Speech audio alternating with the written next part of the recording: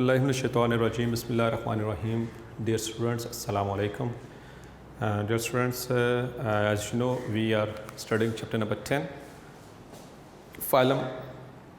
Kingdom Animalia, and we have discussed already a lot of phylums. So today we are going to discuss another very important phylum, that is phylum Echinodermata. So today's topic is phylum Echinodermata.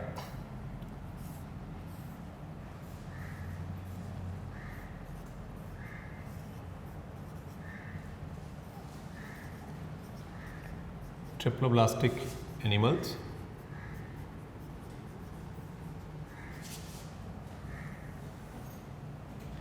And coelomates.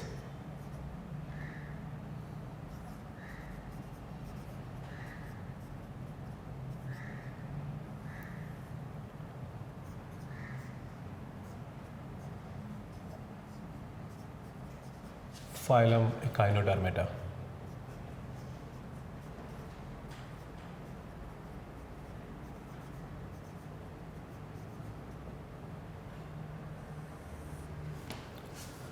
So dear students, पहली तो important बात इसके वाले से कुछ literal meaning के वाले से इसके बात कर लेते हैं। और लिटरल मीनिंग के अकॉर्डिंग देखेंगे तो एकाइनो का मतलब होता है स्पाइन्स, स्पाइन और spiny, and derm means skin. ठीक है, derm means skin. So these are the animals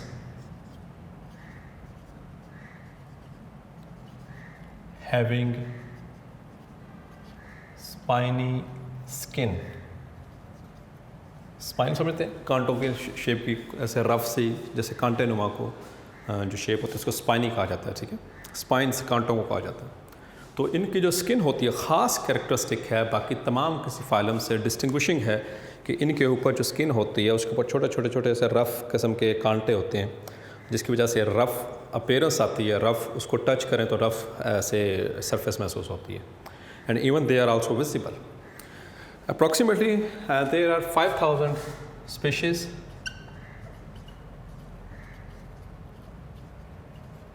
of this phylum, and they are exclusively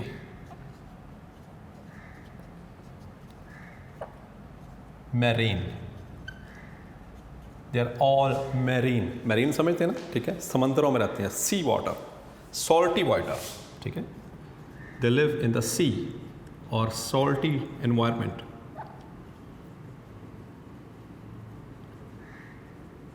Okay.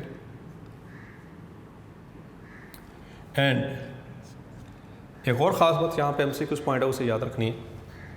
They live eight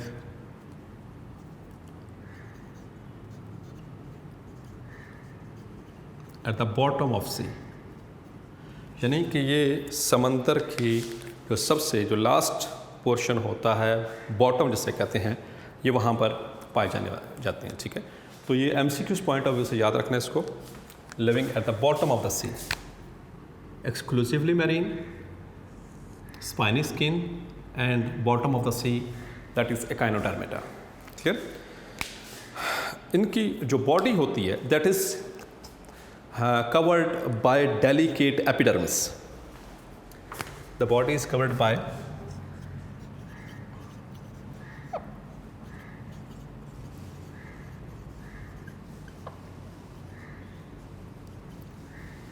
delicate epidermis. ठीक है, एपिडर्मिस। डेलिकेट का क्या मतलब है? मतलब कि बहुत सॉफ्ट है, नाजुक है, ये इजीली डिसरप्ट हो सकती है, टूट सकती है। Clear?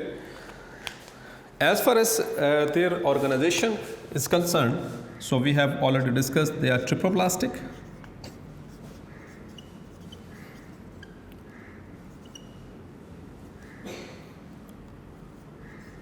and the triploblastic coelomate,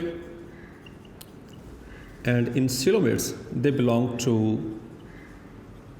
deuterosomes series. आपको शुरू के चैप्टर में ये पढ़ाया था सीरीज़ प्रोटोस्टोमिया एंड सीरीज़ ड्यूटरोस्टोमिया। तो पहली बात तो बेटा आपने ये याद रखनी है कि जो ये ड्यूटरोस्टोम्स या प्रोटोस्टोमिया इंशाल्लाह चैप्टर के एंड पे जो सबसे जो फ्रंट पेज पे जो क्लासिफिकेशन दी गई थी वो मैं डिस्कस करूँगा, क्योंकि उससे पहले डिस्कस करता तो शायद आपको समझ ना आती, क्योंकि जैसे ये फाइला ख़त्म होंगे तो तब वो मैं अगर आपको स्कीम समझाऊँगा जो फर्स्ट पेज के ऊपर दी गई थी येलो बॉक्स के अंदर, तो वो आपको इंशाल्लाह वो क्लियर हो जाएगी।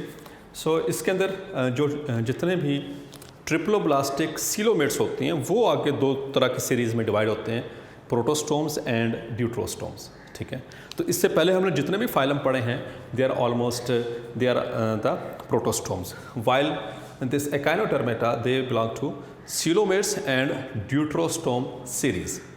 और ड्यूटरोस्टोम सीरीज़ ट्रिप्लोब्लास्टिक एनिमल्स की क्या खासियत थी, एक तो इनके अंदर क्या होती है radial cleavage,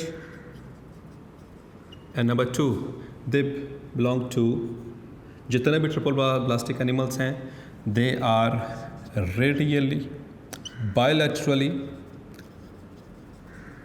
symmetrical.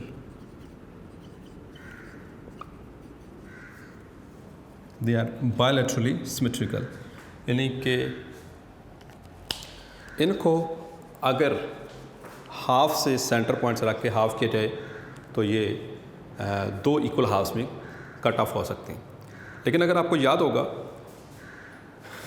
Dear students, जब मैंने ये ट्रिप्लोब्लास्टिक और डिप्लोब्लास्टिक ऑर्गेनाइजेशन के आपका डिफरेंस पढ़ाया था, उसमें ट्रिप्लोब्लास्टिक के भी फाइलम का जिक्र हुआ था और डिप्लोब्लास्टिक फाइला के भी जिक्र हुआ था, और उनमें एक ख़ास बात जो डिस्कस मैंने की थी वो थी स्पेशल, एक एक्सेप्शन थी, दैट वाज एकाइनोडर्मेटा। तो चूँकि सिमेट्री बताने लगा हूँ तो ये ऐसा फाइलम है जिसके अंदर दोनों तरह की सिमेट्री मौजूद है। ठीक है, आपको याद होगा, आप प्रीवियस लेक्चर उठा के देखेंगे तो उसमें आपको ये क्लियर होगा कि इनके अंदर बायलैटरल सिमेट्री भी है and as well as they also possess radial symmetry. तो फ़र्क क्या था, इसका क्या मतलब है, इनके जितने भी लार्वल फॉर्म्स हैं, all larval forms exhibit bilateral symmetry,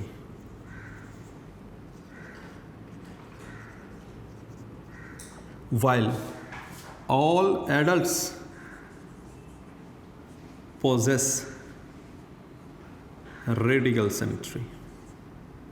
ये आगे चल के डिटेल से समझाता भी हूँ। तो ये एक ख़ास इम्पॉर्टेंट पॉइंट है जो आपने इस फाइलम की, क्योंकि ये स्पेशली और किसी फाइलम के अंदर ये चीज़ इंक्लूडेड नहीं है, इसी एकाइनोडर्मेटा के हवाले से मौजूद है, तो आपने इसको याद रखना है कि इनके अंदर बायलैटरल सिमेट्री भी है और रेडियल सिमेट्री भी है। तो जब मैंने आपको ये सिमेट्रीज पढ़ाई थी, ग्रेड्स पढ़ाए थे रेडिएटा और बायलैटरल, उसमें भी ये मैंने बात बताई थी कि जो एकाइनोडर्म्स हैं इनके अंदर ये एक्सेप्शनल एक केस है कि इनके अंदर बायलैटरल सिमेट्री भी मौजूद है और रेडियल सिमेट्री भी मौजूद है। Bilateral symmetry it is present in the larval forms. ठीक है, जितने भी वो आगे चल के मैं जब इनके लार्वल फॉर्म्स को डिस्कस करूँगा तब या उसको क्लैरिफाई करता चलूँगा। इसके साथ साथ एक important feature that is they possess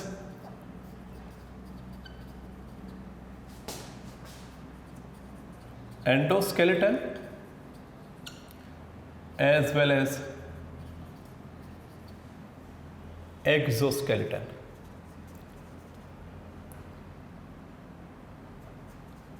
इनके अंदर दोनों तरह के स्केलेटन्स मौजूद होते हैं, एंडो भी और एक्सो भी। लेकिन ख़ास बात याद रखना है, जैसे कि इंशाल्लाह आगे चल के भी डिस्कस होगा, these are derived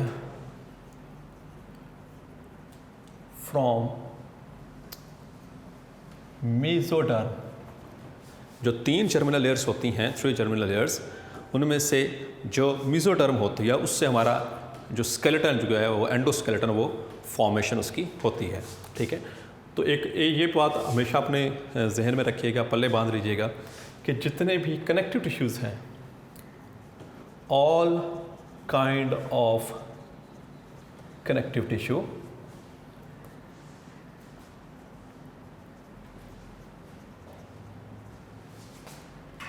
is formed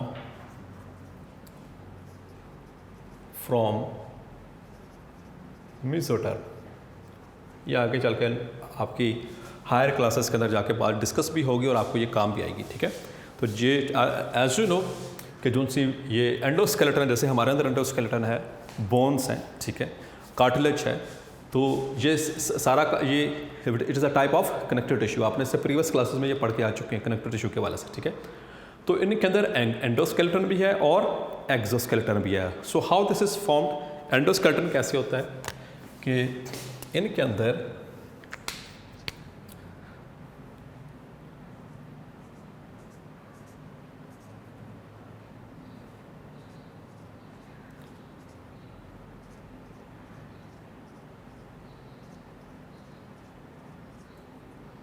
हमारे जैसा एंडोस्केलेटन तो नहीं है, जैसे हमारे अंदर बोन्स होती हैं, इनके अंदर वैसी बोन्स तो नहीं है।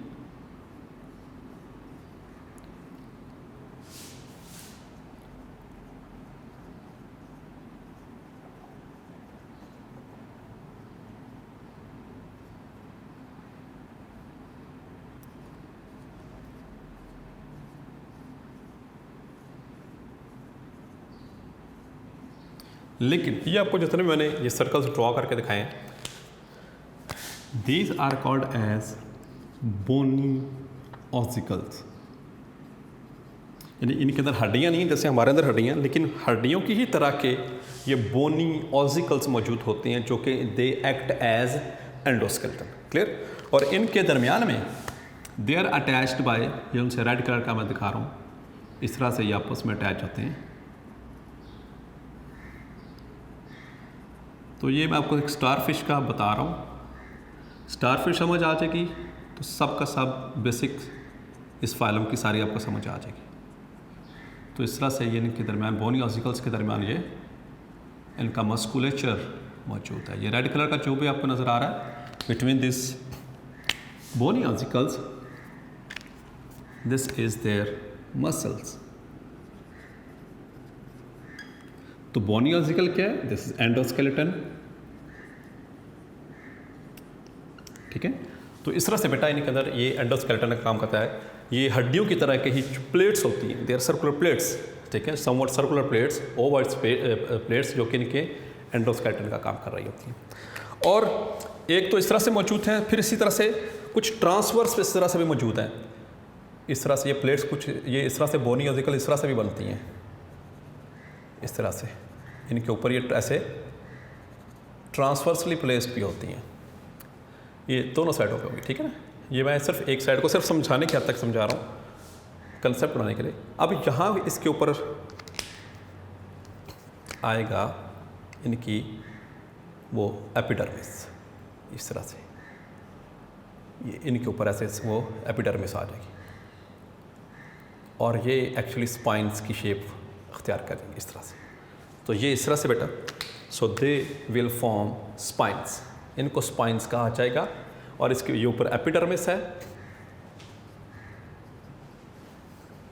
ठीक है। सो रफ सी इस तरह से स्पाइनी शेप्ड इनकी वो स्किन बन जाती है, spiny skin, so that is why they are called as echinoderms. तो ये कंसेप्ट की हद तक, तो बाहर ऊपर की तरफ ये क्या बन जाएगा इसका, दैट फॉर्म्स द एक्सोस्केलेटन। ये बाहर एक्सोस्केलेटन और अंदर ये प्लेट्स यानी बोनी ऑसिकल्स मौजूद हैं, ये एंडोस्केलेटन। और ये दोनों डिराइव कहाँ से होंगे, this will be derived from the mesoderm. ये बात याद रखनी है एमसीक्यूज पॉइंट ऑफ व्यू से, very very important point, derived from mesoderm. Clear. तो ये सारी चीज़ें सिर्फ आपके कंसेप्ट क्लियर करने के वाले से। क्लियर।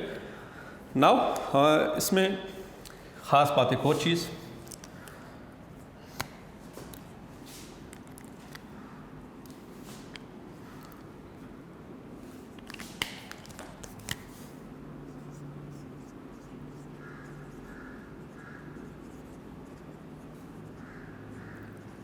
Specialised systems. तो दो तरह के इनके अंदर सिस्टम जो है वो स्पेशलाइज्ड हैं। Number one is digestive system,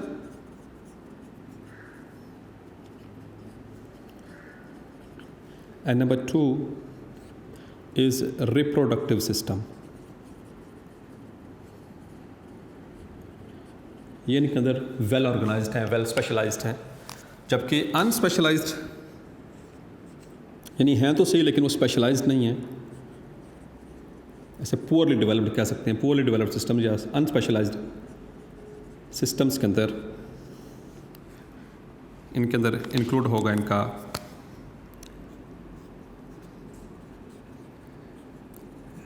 respiratory system that is unspecialised, number 2 nervous system that is also unspecialized, and also the excretory system. So these systems are unspecialized, poorly developed, while only 2 systems are specialized systems, they are which are specially developed for this organism. तो इस हिसाब से अगर देखा जाए कि ये वाले सिस्टम अगर इनके अंदर सिर्फ 2 ही सिस्टम वेल डेवलप्ड हैं तो इनको यानी कि बहुत ज़्यादा ऑर्गेनाइज्ड, बहुत ज़्यादा हाईली एडवांस्ड ऑर्गेनिजम्स में शामिल नहीं किया जाना चाहिए था। तो इसको तकरीबन एनिलिड्स के नीचे आना चाहिए था। एनिलिड्स जो कि सिंपली आपने उसमें फाइल आपको मैंने समझाया था, एनिलिड्स के अंदर उसके जो सेगमेंटेड वर्म्स उनके अंदर इनको उनके नीचे आना चाहिए था। ये उनसे थोड़े से वेल डेवलप्ड हैं, थोड़े से ज़्यादा वेल डेवलप्ड हैं, उससे ज़्यादा नहीं है। हालांकि इनसे कहीं ज़्यादा वेल डेवलप्ड वो आर्थ्रोपोड्स हैं और वो मोलस्क्स होते हैं, ठीक। लेकिन ये जो हैं ये टेक्निकली देखा जाए तो इनको एनिलिड से नीचे होना चाहिए था, लेकिन नहीं है। उसकी रीजंस हैं, आगे चल के वो मैं डिटेल में डिस्कस करूँगा। तो पहले अब इनके जो स्पेशलाइज सिस्टम है इसके वाले से डिस्कस कर लें। अच्छा, एक यहाँ पर आपने याद रखना है कि इसी पॉइंट ऑफ व्यू से कि इनके अंदर अगर हम लेवल ऑफ ऑर्गेनाइजेशन की बात करें, बायोलॉजिकल लेवल ऑफ ऑर्गेनाइजेशन की बात करें, so they have organ system level of organisation. जैसा कि आप देख सकते हैं इसमें 2 सिस्टम्स वेल डेवलप्ड हैं, क्लियर। तो इस हवाले से याद रखना है। नेक्स्ट इसमें देखते हैं कि डाइजेस्टिव सिस्टम पहले बात कर लेते हैं इनकी।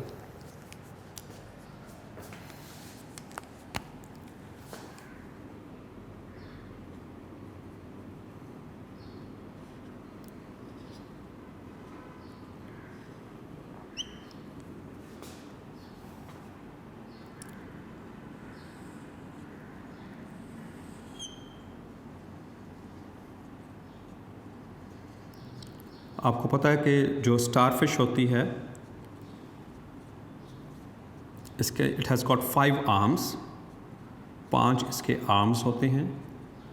तो उसमें से ये हर एक आर्म के अंदर इसी तरह से इनका डाइजेस्टिव सिस्टम होगा, ठीक है। तो मैंने उसमें से ये एक आर्म इसमें मैंने दिखाया जिसमें किसका डाइजेस्टिव सिस्टम को शो किया गया है।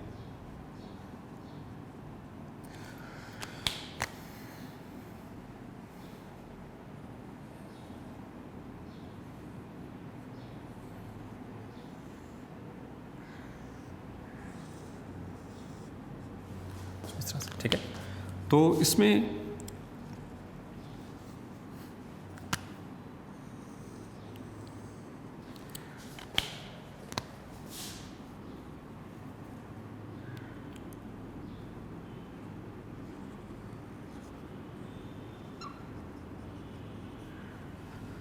ये है इसकी ऊपर डॉर्सल सरफेस, ठीक है। ये आपको इसकी डॉर्सल यानी कि जो आसमान की तरफ जो सरफेस फेस करे उसे डॉर्सल सरफेस कहा जाता है, और जो ज़मीन की तरफ उसे वेंट्रल या डॉर्सल किसे कहते हैं, बैक सरफेस को, और वेंट्रल जहाँ पर बैली होती है।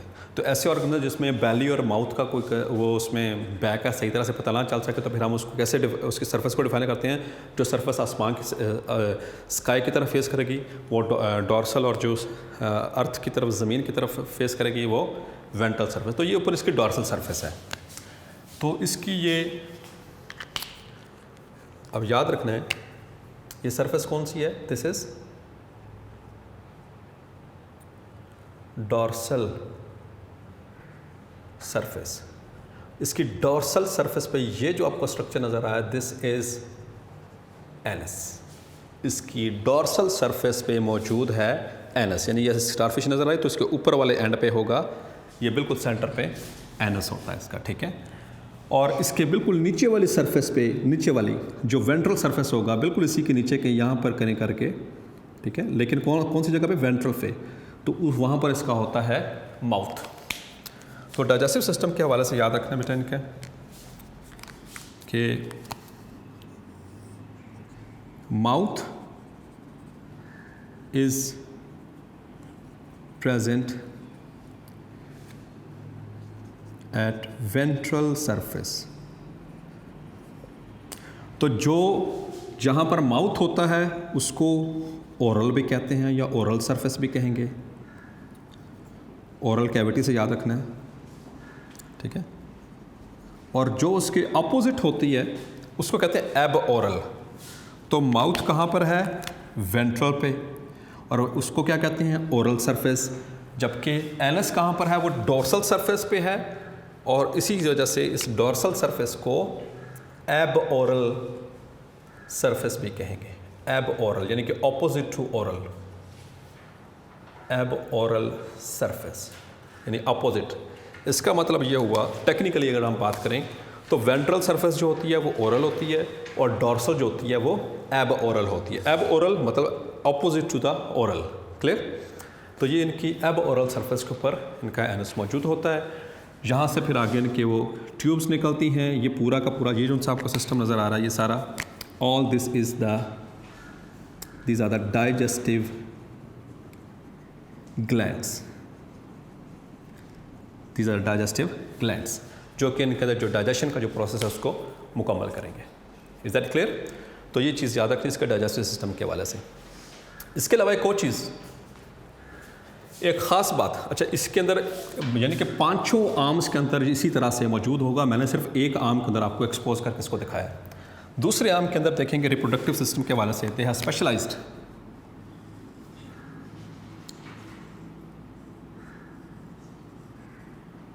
रिप्रोडक्टिव ऑर्गन्स, और इनके अंदर जो सेक्सेस होते हैं दे आर ऑल्सो, यहाँ पर लिख रहा हूँ रिप्रोडक्टिव सिस्टम को, ठीक है, यहाँ पर। तो separate sexes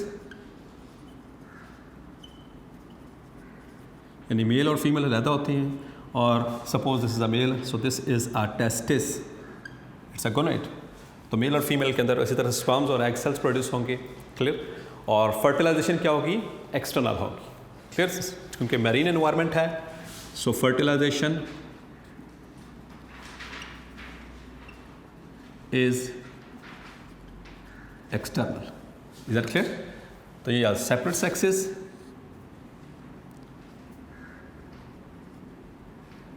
fertilisation external.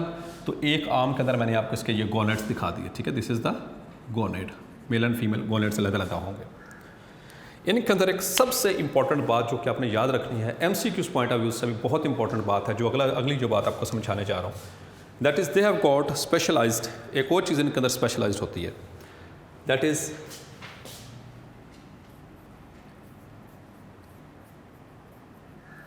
Specialised water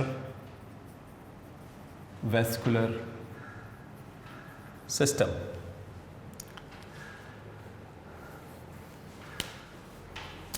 I am going to draw over here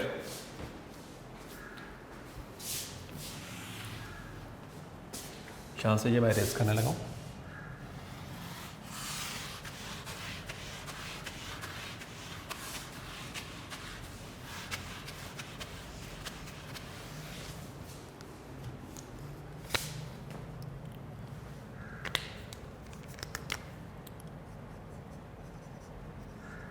water vascular system. ठीक है, अब वाटर वेस्कुलर सिस्टम है, पहले मैं ड्रॉ कर देता हूँ, इधर कैसे होगा।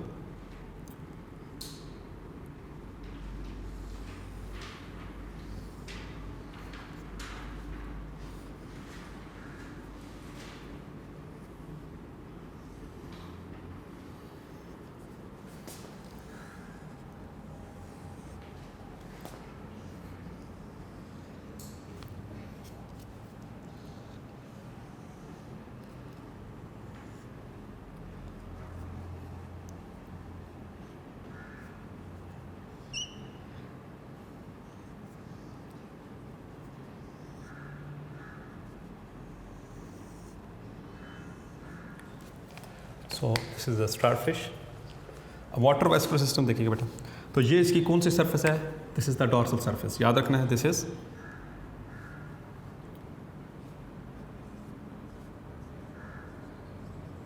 डॉर्सल सरफेस, ठीक है। तो इनकी डॉर्सल सरफेस पे यहाँ पर इस रीजन में करके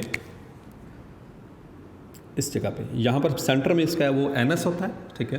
तो यहाँ पर करके एक सीव की तरह की एक प्लेट होती है, छन्नी की तरह की, ठीक है। और वहाँ से इस तरह से एक ट्यूब निकलती है and it runs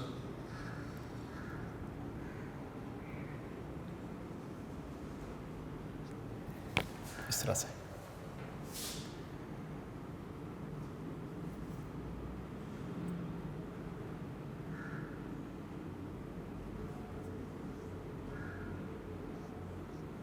like this.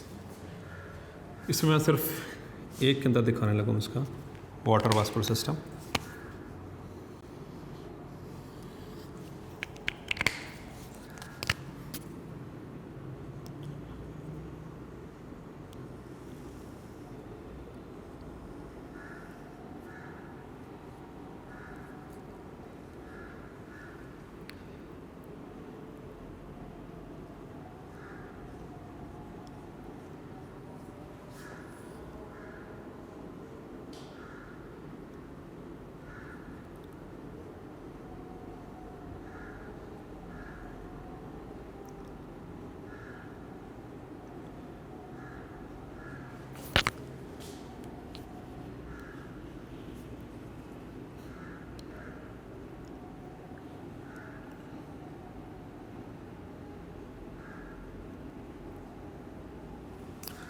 So this is how. तो ये जो सी आपको एक छन्नी की तरह की जो नज़र आ रही है सीव, थोड़ा सा बड़ा कर देता हूँ, एक सीव प्लेट होती है। This is called as madreporite.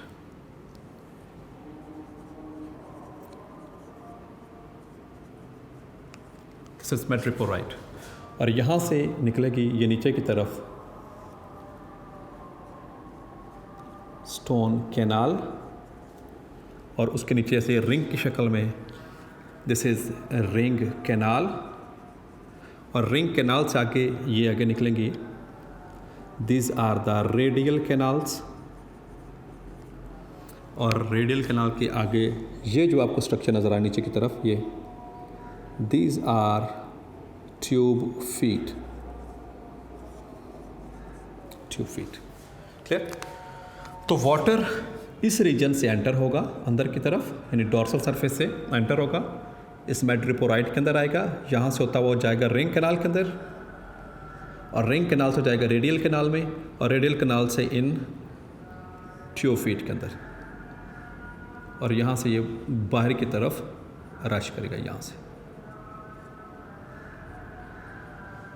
Like this. तो यहाँ से इसने मूव करना है बाहर। तो ये एक ख़ास किस्म का इनके अंदर एक वाटर वेस्कुलर, वाटर मतलब पानी, वेस्कुलर मतलब जैसे कि वेसल्स में ये फ्लो कर रहा है। ये ऊपर एक यहाँ पर ये सेंटर में एनस होता है, और इसके बिल्कुल साइड पर छोटे से ऐसे सीव लगी होती है, उसे कहते हैं मैड्रिपोराइट। ये पानी को यहाँ से फ़िल्टर करके अंदर इसके अंदर एंटर करेगी। वो सीव कैनाल आगे ड्रेन करती है स्टोन कैनाल के अंदर, और वो आगे ड्रेन करता है रिंग कैनाल के अंदर, और रिंग कैनाल से निकलती हैं रेडियल कैनाल्स, और हर रेडियल कैनाल से वो नीचे की तरफ ये ट्यूब फीड्स हैं, ठीक है। ये ट्यूब, एक ट्यूब फीड को मैं बड़ा सा करके दिखा रहा हूँ। ये इस तरह से होता है, इस तरह से, ये इस तरह से, ये वाला इसका पोर्शन थोड़ा सा बड़ा सा होता है, ये एलोंगेटेड सा होता है। इस तरह की लंबे लंबे से there are thousands of these tube feet which are present, more hundreds of tube feet they are present in the whole starfish, ठीक है। अब इसका मल्टीपल फंक्शंस हैं, it has got multiple functions. इस वाटर वेस्कुलर सिस्टम के जो है multiple functions. किस तरह से कि ये एक तो इसको हेल्प करते हैं, जैसे दिस इज़ द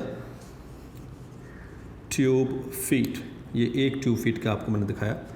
तो पानी जैसे यहाँ पर एंटर आया, ये जब पानी आया वाटर जो कहाँ से आ रहा था रेडियल कैनाल से, जहाँ से जैसे ही निकलता है तो इससे क्या होगा, वाटर जैसे निकलेगा एकदम से तो it will produce a suction. यहाँ पर क्या प्रोड्यूस होगा, सक्शन प्रेशर, ठीक है, सक्शन। तो ये ऐसे स्टिक कर जाएगा नीचे ज़मीन की तरफ इस तरह से, ये इस तरह से सपोज के ये दीज आर ट्यूब फीड्स, तो पानी निकला तो ये ऐसे स्टिक कर गई, ठीक है।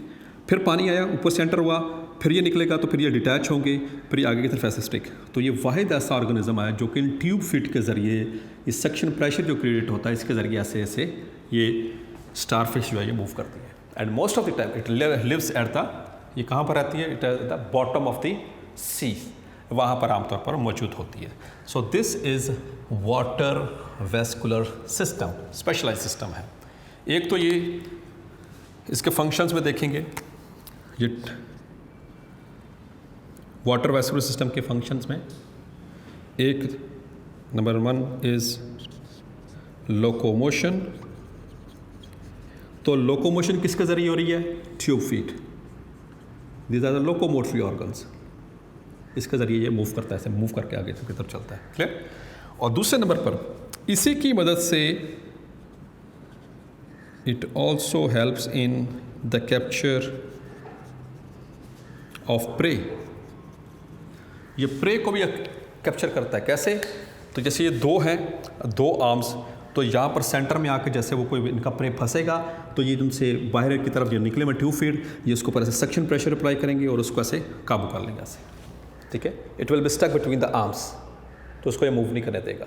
तो ये इस तरह से कैप्चर कर लेगा अपने प्रे को भी कैप्चर करने के हवाले से, डिफेंस मैकेनिज्म के हवाले से। And number 3, it also helps in respiration. तो जो ऑक्सीजन और कार्बन डाइऑक्साइड जो होती है डिजॉल्व इन वाटर, तो वो भी इन्हीं के ज़रिए, इन ट्यूब फीड के ज़रिए से, वाटर वेस्कुलर सिस्टम के ज़रिए इन एंड आउट होगी। तो होपफुली आपको ये वाटर वेस्कुलर सिस्टम क्लियर हो गया होगा। और इसको ऊपर लिख लें, very very important short question, the water vascular system in echinoderms. Is that clear. तो यहाँ पर ये ट्यूब फीड भी समझ आ गई और आपको ये भी समझ आ गई कैसे ये लोकोमोट करते हैं। तो इस तरह से जैसे कि ये ट्यूब फीड इस तरह से निकल रहे हैं, ये बाहर की तरफ, ऐसे ही बाहर की तरफ निकले होते हैं इसके नीचे वाले सरफेस से, ठीक है, जो वेंट्रल सरफेस है वहाँ से निकले होते हैं। और ये ऐसे जब वाटर इनमें से एकदम से जैसे पानी निकलता है तो अब इनके अंदर सक्शन प्रेशर क्रिएट होगा और ये ऐसे जाकर चिपक जाएंगे सरफेस के साथ। फिर आगे वाटर आएगा तो ये वहाँ से डिटैच होंगे, फिर जैसे वाटर निकल चुका होगा फिर आगे ऐसे जाकर अटैच होंगे, तो ये इसको सक्शन प्रेशर की वजह से ये आके अटैच हो जाएंगे, clear. So that is the water vascular system. इनके अंदर नर्वस सिस्टम मैंने आपको बताया कि वो पूरली ऑर्गेनाइज्ड है, कोई खास नर्वस सिस्टम नहीं है, no brain, no central nervous system, no spinal cords, ठीक है, न्यूरॉन्स होते हैं जस्ट जो कि इनको हेल्प आउट कर रहे होते हैं। So these are the some specialised characteristics which belong to the phylum echinodermata.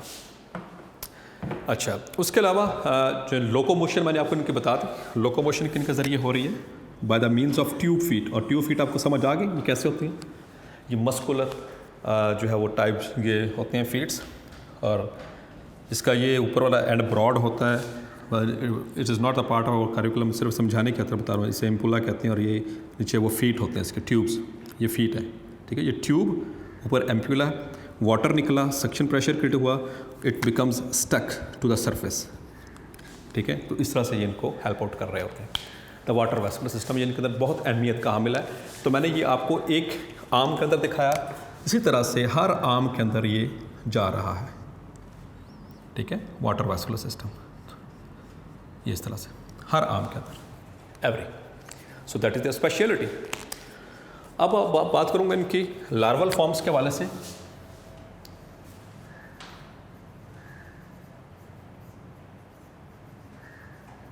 तो मैंने बताया था कि जो इनके जो लार्वल फॉर्म्स हैं, जब यानी कि एग से आगे लार्वा बनता है, तो larval forms they exhibit bilateral symmetry, they exhibit bilateral symmetry. अब बायलैटरल किसे कहते थे कि सेंटर से रखकर अगर इनको हाफ किया जाए तो तब इनके दो पीसेस हो सकते हैं, ठीक है, लेफ्ट एंड राइट पीसेस हो सकते हैं। इनके अंदर तकरीबन 5 तरह की लार्वल फॉर्म्स होती हैं, 5 लार्वल फॉर्म्स होती हैं, जिसमें से 2 का नाम यहाँ पर डिस्कस किया गया है, दैट इज़ बाइपिनेरिया एंड ब्रेक्यूलेरिया।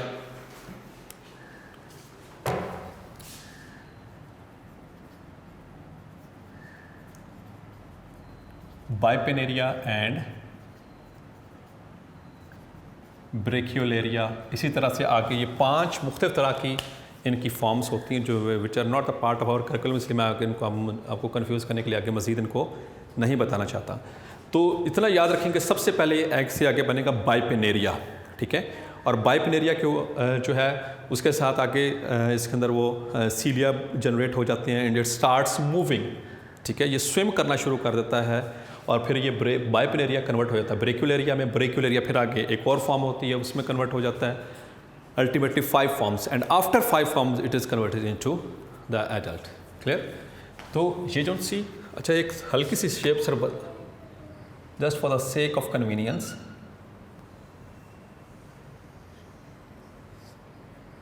इनकी शेप कुछ इस तरह से होती है, सिर्फ आपको समझाने के लिए कि बायलैटरल कैसे सिमेट्री होगी इनके अंदर।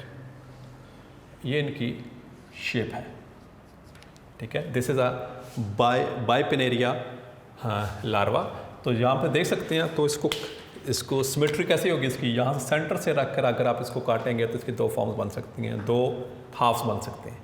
यहाँ से रख के नहीं, यहाँ से रख के नहीं, ठीक है।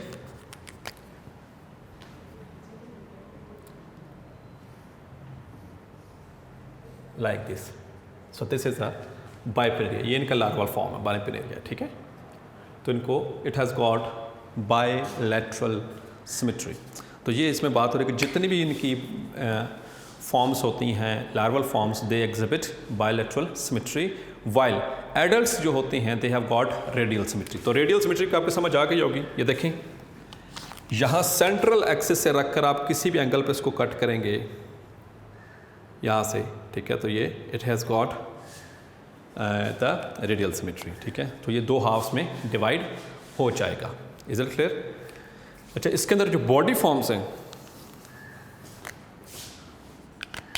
मुख्तलिफ तरह की बॉडी फॉर्म्स होती हैं इनमें।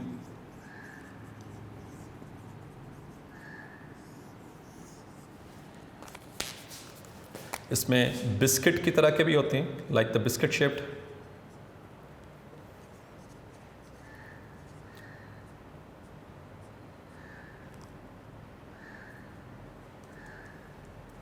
इसमें स्टार शेप भी होते हैं। अच्छा, स्टार शेप्स 2 होती हैं, star shaped with short arms and star shaped with long arms. इसी तरह से फिर जो शॉर्ट आर्म्स होते हैं यानी कि स्टार शेप्ड है, यानी जैसे देख रहे short star shaped central disc, और इसे कहेंगे शॉर्ट आर्म्स।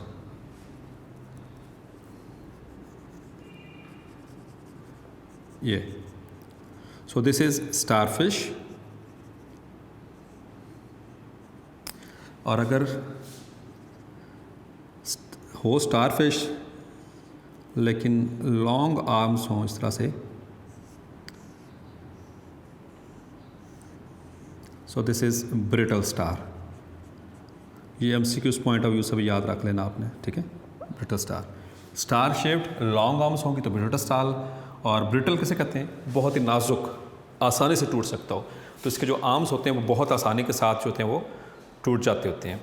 तो बिस्किट शेप्ड या फ्लैटेंड शेप की बात हो रही थी, तो that is basically sea urchin, biscuit shaped और फ्लैट, ठीक है।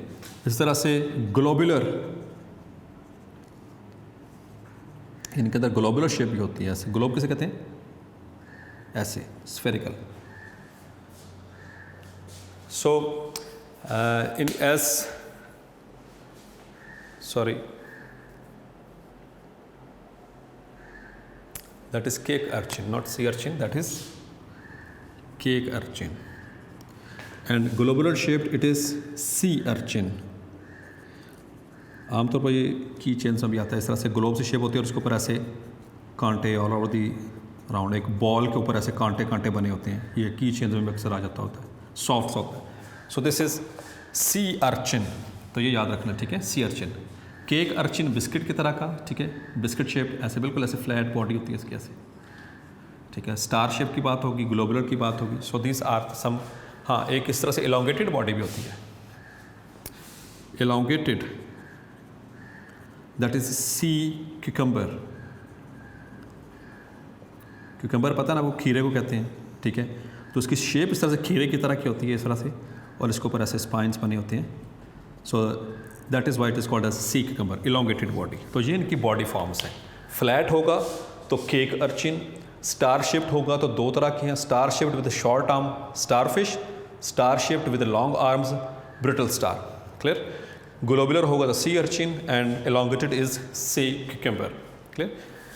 इनके अंदर एक और ख़ास बात है, that is their property of regeneration.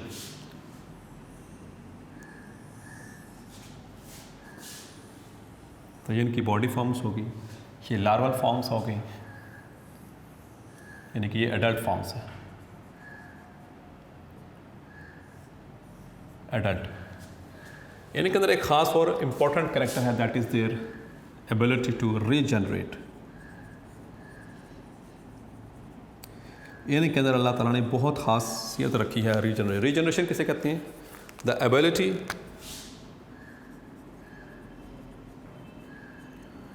To regain और recover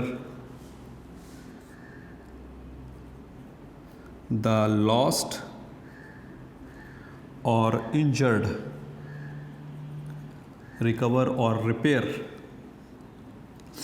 injured part of body, इसे कहते हैं रीजनरेशन।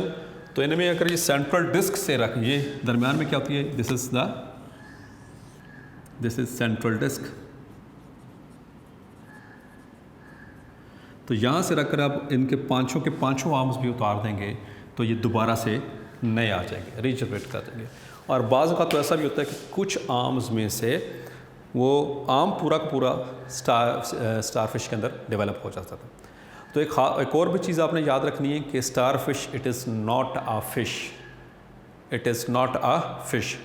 तो क्योंकि फ़िश जितने भी फ़िश होते हैं दे आर वर्टिब्रेट्स, और ये सारे कौन से हैं? These are the invertebrates. Clear? So इसका ये एक जस्ट एक सेंटर, एक कॉमन नेम है starfish, as it lives in the sea, so that is why it is called as starship. So that's all for today's lecture. If there is any query, any question, you can ask me in the comments box. इंशाल्लाह next lecture में इस phylum को आगे एक important topic है वो complete करेंगे और एक नेक्स्ट फाइल जो है उसको डिस्कस करेंगे। अप टिल देन, अल्लाह हाफिज़।